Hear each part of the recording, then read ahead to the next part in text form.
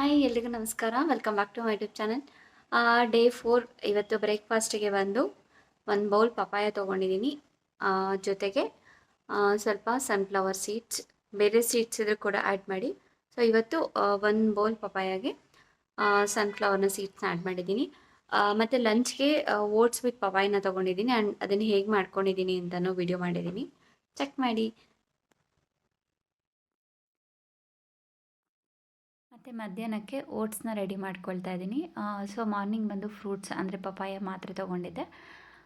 ಮಧ್ಯಾಹ್ನಕ್ಕೆ ಅಂತ ಹೇಳಿ ಇಲ್ಲಿ ಓಟ್ಸ್‌ನ ರೆಡಿ ಮಾಡ್ತಿರೋದು ಒಂದು 2ರಿಂದ 3 ಸ್ಪೂನಷ್ಟು ಓಟ್ಸ್‌ನ ತೊಗೊಂಡಿದ್ದೀನಿ.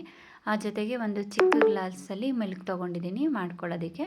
ಮೊದಲು ಇಲ್ಲಿ ಒಂದು ಚಿಕ್ಕ ಸೈಜಿಗೆ ಬರೋಷ್ಟರಲ್ಲಿ ನೀರು ಹಾಕ್ಕೊಂಡು 1 ಗ್ಲಾಸಷ್ಟು ಕಾದಿದ ಮೇಲೆ ಓಟ್ಸ್‌ನ ಹಾಕಿ ಮಿಕ್ಸ್ ಮಾಡಿಕೊಂಡು ಅದ್ರ ಜೊತೆಗೆ ಸ್ವಲ್ಪ ಹಾಲನ್ನ ಹಾಕ್ಕೊಂಡು ಮಿಕ್ಸ್ ಮಾಡ್ತಾಯಿದ್ದೀನಿ.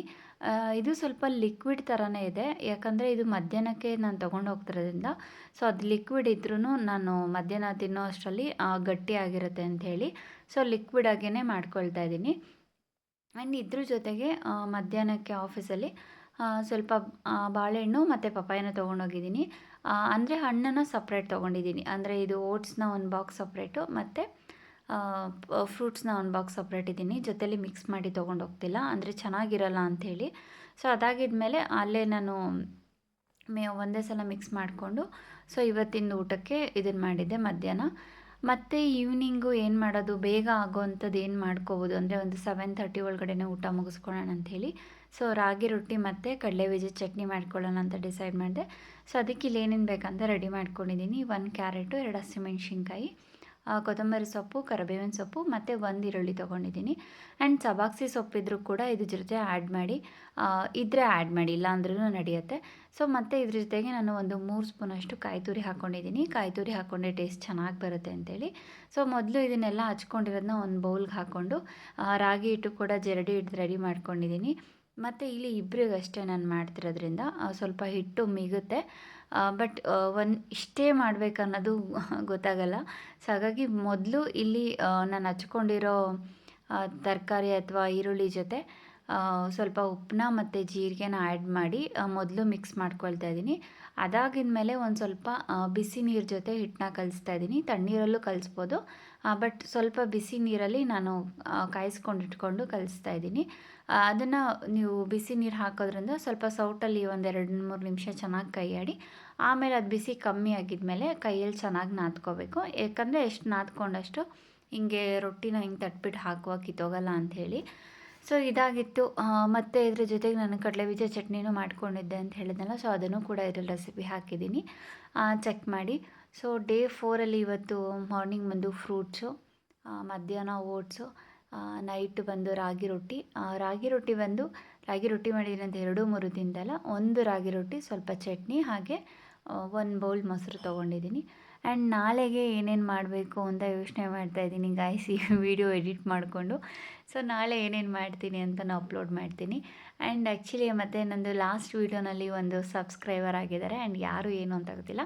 ಆ್ಯಂಡ್ ನೀವು ನಂದು ವೆಯ್ಟ್ ಲಾಸ್ನ ವೀಡಿಯೋನ ನೋಡಿ ಸಬ್ಸ್ಕ್ರೈಬ್ ಆಗಿರೋದಕ್ಕೆ ಆ್ಯಂಡ್ ತುಂಬ ಥ್ಯಾಂಕ್ ಯು. ಆ್ಯಂಡ್ ಈ ವಿಡಿಯೋ ನೋಡ್ತಾ ಇದ್ರೂ ಕೂಡ ನಿಮಗೆ ಗೊತ್ತಾಗಬೇಕು, ಓಕೆ ನಾನು ಸಬ್ಸ್ಕ್ರೈಬ್ ಮಾಡಿರೋದು ಗೊತ್ತಾಗಿದೆ ಅಂಥೇಳಿ.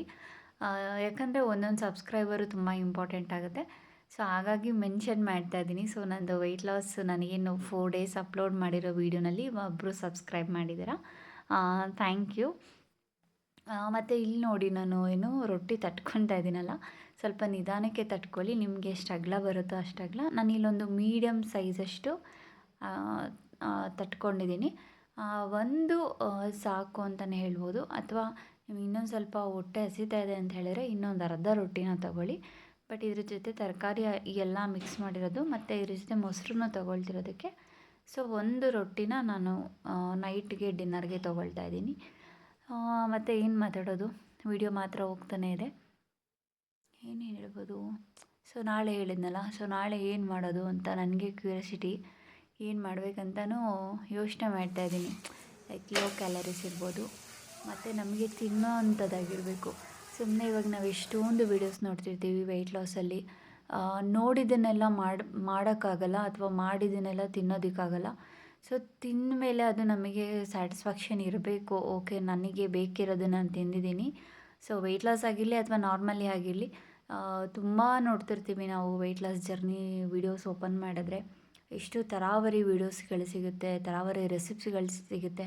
ಸೊ ಅದನ್ನು ನೋಡಿದನ್ನೆಲ್ಲ ಮಾಡೋದಕ್ಕಿಂತ ಆ್ಯಂಡ್ ಮಾಡಿದ ಮೇಲೆ ನಮಗೆ ತಿನ್ನೋಕ್ಕಾಗುತ್ತಾ ಅನ್ನೋದೂ ಇಂಪಾರ್ಟೆಂಟ್ ಆಗುತ್ತೆ. ಸೊ ಮೇಯ್ನ್ಲಿ ನಾನು ಫೋಕಸ್ ಮಾಡ್ತಿರೋದು ನಮಗೆ ಏನು ಕಂಫರ್ಟ್ ಆಗುತ್ತೆ, ಸೊ ಅದ್ರ ಬೇಸ್ ಮೇಲೆ ನಾನು ಒಂದೊಂದು ರೆಸಿಪಿನ ಚೂಸ್ ಮಾಡಿ ಮಾಡ್ತಿರೋದು. ನೀವು ಟ್ರೈ ಮಾಡಿ, ಖಂಡಿತ ರಿಸಲ್ಟ್ ಸಿಕ್ಕೇ ಸಿಗುತ್ತೆ. ಮತ್ತು ಇದ್ರ ಜೊತೆಗೆ ಇನ್ನೂ ಕೆಲವೊಂದು ರೆಸಿಪೀಸ್ನ ಶೇರ್ ಮಾಡಬೇಕು.